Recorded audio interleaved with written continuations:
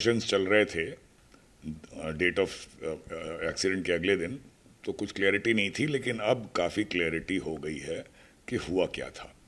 तो मैं आपको सीक्वेंस रिकंस्ट्रक्ट कर देता हूँ। ये पहले मान के चलिए कि सिग्नलिंग से कुछ टैंपरिंग हुई है। अब टैंपरिंग सेबोटाज में हुई है या मेंटेनेंस स्टाफ द्वारा हुई है, वो इंक्वायरी का विषय है। मुझे ऐसा लगता है कि मेंटेनेंस स्टाफ द्वारा हुई है, लेकिन वो इंक्वायरी में सामने आएगा। तो मैं रिकंस्ट्रक्ट करता हूँ कि पहले मालगाड़ी इस स्टेशन पे आई, उसको लूप लाइन में लिया गया।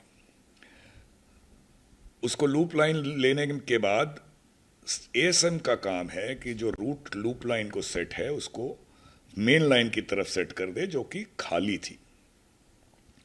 अब उसने ऐसा किया या नहीं किया ये भी इंक्वायरी में पता चलेगा, लेकिन ठीक उसी समय सिग्नलिंग के स्टाफ मेंटेनेंस में मान लीजिए काम कर रहे थे, तो उन्होंने कुछ टैंपरिंग नहीं कहें, उन्होंने अपना शॉर्टकट मेथड लगाया मेंटेनेंस को जल्दी करने के लिए। ऐसा होता है कभी कभी, और उसकी वजह से इंडिकेशन स्टेशन मास्टर को ये मिला कि जो अब रूट है वो मेन लाइन को सेट हो गया है।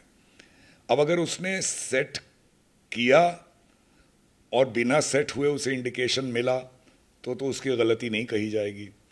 अगर उसने सेट नहीं किया और उसके बिना कुछ किए ही ये इंडिकेशन आ गया कि मेन लाइन को रूट सेट हो गया है, तो उसकी कल्पेबिलिटी है।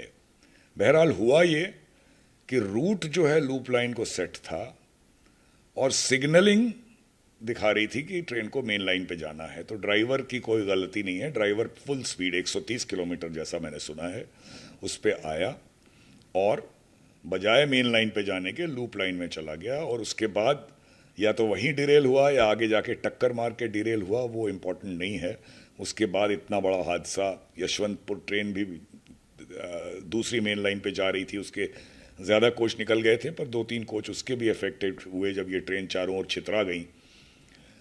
तो ये इसमें हुआ है। अब इंक्वायरी में ये रिवील होगा कि ये टैंपरिंग या ये जो शॉर्टकट मेथड ऑफ मेंटेनेंस जो भी कहिए, ये कैसे हुआ, क्यों हुआ, स्टेशन मास्टर के साथ कोल्यूजन में हुआ या बिना उसके कोल्यूजन में हुआ, या एक डिस्टेंट पॉसिबिलिटी है कि कोई सेबोटाज तो नहीं है इसमें, जो मुझे नहीं लगता, लेकिन पॉसिबिलिटी रूल आउट नहीं की जा सकती। एक मोटी बात ये समझिए कि ट्रेन किस रूट पे जाएगी ये ड्राइवर के हाथ में नहीं होता, ये ट्रैक उसको जहाँ ले जाता है वहाँ हो जाता है। और ये सेफ्टी बनी रहे कि एक ही लाइन पे 2 ट्रेनें एक साथ नहीं आ जाएं, चाहे स्टेशन में या मेन लाइन में। इसके लिए एक सेट ऑफ इंटरलॉकिंग होती है विच इंश्योर्स कि जो आप सिग्नल जिसको दे रहे हैं और जो रूट सेट कर रहे हैं दोनों में सामंजस्य हो और कॉन्फ्लिक्टिंग नहीं हो। तो उसमें इंटरलॉक्स काम आते हैं, और इस सिस्टम को इलेक्ट्रॉनिक इंटरलॉकिंग या कोई भी इंटरलॉकिंग कहा जाता है। नहीं, इंटरलॉकिंग फेलियर तो हो सकता है, लेकिन फेल होने पे वो सेफ मोड में जाएगा, उसमें वो एक्सीडेंट की सिचुएशन नहीं पैदा होगी। इक्विपमेंट तो फेल हो ही सकता है। यहाँ पे जो हुआ है वो जो मैं कह रहा हूँ कि टैंपरिंग का केस है, यानी कि आपने कोई शॉर्टकट लगाया मेथड में या आपने क्रिमिनल किसी इंटेंट से कोई टैंपरिंग की। अब ये इन्वेस्टिगेशन में पता लगेगा।